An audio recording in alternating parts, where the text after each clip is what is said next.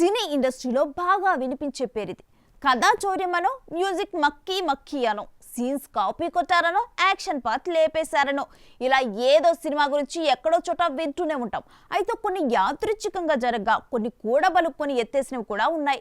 తాజాగా ఆ సినిమాల్లో నేను కొన్న నవల్లో నుంచి సీన్స్ ఎత్తేశారంటూ తెగ బాధపడిపోతున్నాడు ఈ భారీ డైరెక్టర్. మరి ఏ నవల్లో నుంచి సీన్స్ ఎత్తేశారని ఏ డైరెక్టర్ అంతలా బాధపడిపోతున్నారో మీరు తెలుసుకోవాలంటే వాచ్ ది స్టోరీ. శంకర్ ఒకే ఒక్కడు, జీన్స్, రోబో, శివాజీ అంటూ భారీ చిత్రాలు తీసి సిల్వర్ స్క్రీన్ పై తనదైన స్టాంప్ వేసిన ఈ స్టార్ డైరెక్టర్ తాజాగా వచ్చిన భారతీయుడు 2తో భారీ డిజాస్టర్ నే మూటగట్టుకున్నాడు. సినిమా కలెక్షన్ల విషయం పక్కన పెడితే ట్రోలర్స్ కి కావలసినంత స్టఫ్ ని మోసుకొచ్చిందనే చెప్పాలి ఈ మూవీ. అయితే ఈ తమిళ అగ్రదర్శకుడు తాను ఎంతో ఇష్టపడి ఓ నవలకు సంబంధించిన హక్కులు కొనుక్కోగా ఆ నవలలోని స్టోరీని వేరే సినిమాలో అనుమతి లేకుండా వాడేస్తున్నారని వాపోయారు.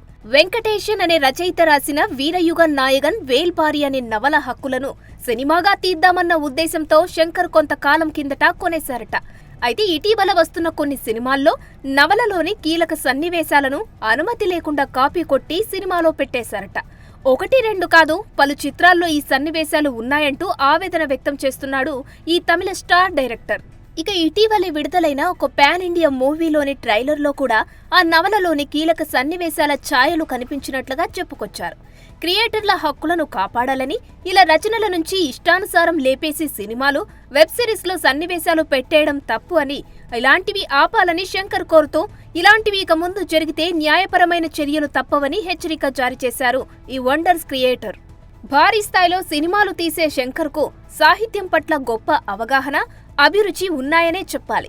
సుజాత, జయమోహన్ లాంటి సుప్రసిద్ధ రచయితలతో కలిసి పనిచేశారు కూడా. ఏదైనా రచనల్లోనే అంశాలు నచ్చితే హక్కులు కొని సినిమాల కోసం ఉపయోగించుకుంటారు. ఈ క్రమంలోనే వీరయుగ నాయగన్ వేల్పారి నవల నచ్చి హక్కులు కొన్నారు.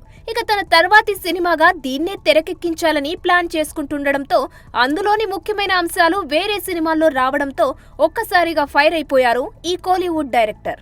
ఇక చివరగా జులైలో ఇండియన్ 2 సినిమాతో ప్రేక్షకులను పలకరించారు శంకర్. ఆ సినిమా శంకర్ కెరీర్లోనే పెద్ద డిజాస్టర్ గా నిలవడంతో అసలు భారతీయుడు 3 వస్తుందా లేదా అంటూ అనుమానాలు వ్యక్తం చేస్తున్నారట మూవీ లవర్స్. ఇక వాయిదా మీద వాయిదాలు పడుతున్న గేమ్ చేంజర్ ని ఎట్టకేలకు క్రిస్మస్ కానుకగా డిసెంబర్ 20న విడుదల చేయాలని ఫిక్స్ అయ్యాడట శంకర్.